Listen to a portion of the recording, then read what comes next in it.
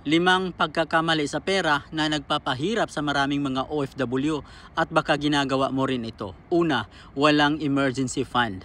Kapag may biglang bayarin, utang agad. Hindi pwede yan sa abroad. Isang problema lang, bagsak agad ang ipon. Lesson, magtabi kahit konti para hindi palaging nasa utang ang buhay. Pangalawa, padala ng padala kahit hindi kailangan.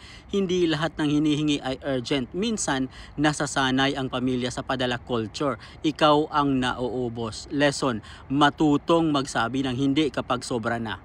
Pangatlo, puro gastos tuwing sahod, bagong phone, shopping, gala, kainan, pero walang investment, walang savings. Mas masarap ang pera kapag may direksyon. Lesson, prioritize savings at investment bago luho. Pangapat, walang financial boundaries sa pamilya at kamag-anak. Lahat ikaw, tuition, bills, utang ng iba, problema ng barangay, hindi ka bangko. Kung hindi ka magtatakda ng limit, ikaw ang nalulubog. Lesson, isit ang limit at ipaliwanag sa pamilya, hindi ka makakabawi kung wala kang rules. Tanong, saang lugar o bansa po kayo ngayon nanonood nito? At panghuli, one day millionaire mindset. May trabaho pa naman ako sa abroad eh. Tingin mo unlimited ang OFW life?